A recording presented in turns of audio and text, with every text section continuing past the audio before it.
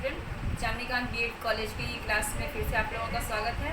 जैसा कि आप सब जान रहे हैं कि हम पिछले क्लास से ही चर्चा कर रहे हैं प्रोजेक्ट मेथड के बारे में कि योजना पद्धति क्या है। तो उसके बारे में पिछला क्लास में हम लोग बहुत अच्छे से जाने हैं कि इस पद्धति का जो है वो कौन कौन सी मुख्य बिंदु है, परिभाषा क्या है, किसे कहते हैं, इसे शिक्षा के क्षेत्र में किसने लाया और इसके टाइप्स कितने हैं, यानी योजना पद्धति के प्रकार कितने हैं। तो इस सब के बारे में हम लोगों ने बहुत अच्छी तरह से कल की क्लास में अध्ययन किए हैं। आज इस पद्धति के जो है वो गुण के बारे में हम लोग जानेंगे कि इसकी मेरिट क्या है, इसके कौन से गुणों के आधार पे इस पद्धति को हम अपनी शिक्षण प्रक्रिया में शामिल कर सकते हैं या शिक्षण में इस पद्धति को अपना करके अपनी शिक्षण प्रक्रिया को और भी बेहतर बना सकते हैं। आज हम इसके बारे में जानेंगे। तो आज का क्लास में जो है योजना पद्धति के गुणों की चर्चा करते हैं हम लोग।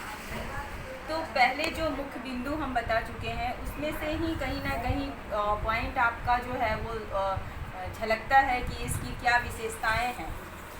सबसे पहले है कि यह क्रियाशीलता, उपयोगिता और वास्तविकता तथा स्वतंत्र सिद्धांत पर आधारित है। जब हम योजना बनाते हैं, सिंपल सा है, इसमें आपको पूरा साफ पता चल रहा है क्रियाशीलता, उपयोगिता और वास्तविकता। हम काम भी करते हैं, वो उपयोगी भी होता है और वास्तविक होता है, यानी यथार्थ पे आधारित होता है। और चूंकि स्वतंत्र रूप से हम अपनी योजना का निर्माण करते हैं तो इसीलिए जो है ये काफ़ी महत्वपूर्ण होता है और बहुत बेहतर होता है। और ये ज़्यादा मनोवैज्ञानिक है, साइंटिफिक ये ज़्यादा होता है, क्योंकि ये जो है ये हर एक चीज़ को जो है उसी चीज़ को फॉलो करता है जिसकी हमें आवश्यकता होती है अपनी बातों को बताने के लिए, वास्तविकता रूप प्रदान करने के लिए। नेक्स्ट है आपका कि प्रयोगात्मक ज्ञान प्रदान करता है। या क्या है जो प्रयोगात्मक ज्ञान प्रदान करता है? जब हम किसी कार्य को करते हैं, प्रयोग करते हैं, एक्सपेरिमेंट करते हैं, हम पहले प्लान बनाते हैं कि इस प्रकार हम काम करेंगे, तो ये प्रयोगात्मकता पे ज़्यादा विशेष बल देता है और उसकी ज्ञान प्रदान करता है।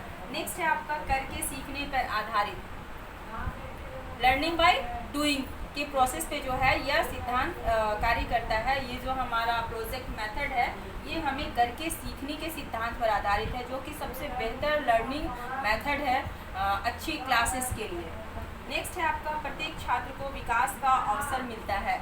इस पद्धति को अगर हम अपनाते हैं तो हम प्रत्येक छात्र को जो है वो विकास करने का अवसर प्रदान करते हैं। हर एक छात्र अपनी सोच, समझ और ज्ञान के आधार पर योजना का निर्माण करता है। नेक्स्ट है आपका यह पद्धति शारीरिक तथा मानसिक क्रियाओं का समन्वय है। जब हम योजना का निर्माण करते हैं तो हमारा मानसिक जो क्रिया है वो भी कार्य करती है और हमारी शारीरिक क्रियाएं भी कार्य करती है, यानी दोनों का समन्वय होने के कारण जो है ये काफ़ी अच्छा है, बहुत ही बेहतर तरीके से कार्य करता है। यह छात्रों को अभ्यास करने का अवसर देती है। जैसा कि पिछली क्लास में ही हम लोगों ने क्या कहा कि जब हम वर्गीकरण किए थे कि किस प्रकार से जो है हम योजना को बांटते हैं, तो वहाँ पे जो है अभ्यास पद्धति के बारे में भी हमने पिछले क्लास में चर्चा की है आप लोगों से कि अभ्यास पद्धति क्या है। तो अभ्यास पद्धति जो है हम सीखे हुए चीज़ों को फिर से जो है प्री प्लान बना करके उसको करते हैं। जैसे कि आप लोग बीएड में जब आप माइक्रो टीचिंग करेंगे तो माइक्रो टीचिंग के अंतर्गत आपको इस प्रोसेस से गुजरना होगा कि आप जो है जो टीच करते हैं तो टीच करने के लिए पहले आप लेसन प्लान बनाएंगे, फिर आप टीच करेंगे, देन फिर आपको फीडबैक मिलेगा और फीडबैक के अकॉर्डिंग जो है फिर से आप रीप्लान करते हैं और रीटीच करते हैं। तो ये जो रीटीच करने की जो बात होती है ये हमारा होता है प्रैक्टिस, यानी अभ्यास करना।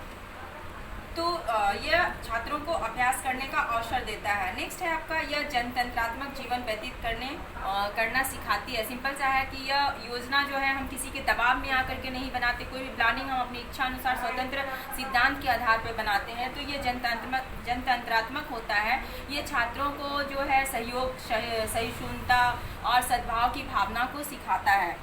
नेक्स्ट है आपका कि शारीरिक श्रम के महत्व को यह क्या कराती है, ज्ञान कराती है कि जब तक हम मेहनत नहीं करते हैं तब तक हम किसी भी कार्य को करने में सफल नहीं होते। हमें बैठे बैठे कोई चीज़ की प्राप्ति नहीं होती है, तो किसी भी चीज़ की प्राप्ति के लिए हमें मेहनत करना पड़ता है। शारीरिक में श्रम हो या फिर हमारा मानसिक श्रम हो, हमें शारीरिक श्रम करने के लिए यह सिद्धांत जो है वो प्रेरित करता है।